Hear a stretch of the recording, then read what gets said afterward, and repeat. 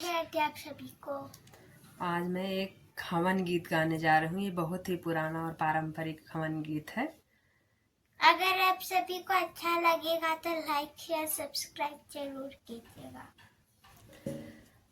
अरे केथुअन की यारी लखाड़ी या हो केथुआ घियन बा ती हो केथुआ घियन बा तीनी हो मोरे सखिया के करिया गान हो मिया हुआ ई हो महारे महर महा कई हो देवात सब वही हो देवात सब वही हो मोरे सखिया के करिया गान हो मिया हुआ ई हो महारे महर महा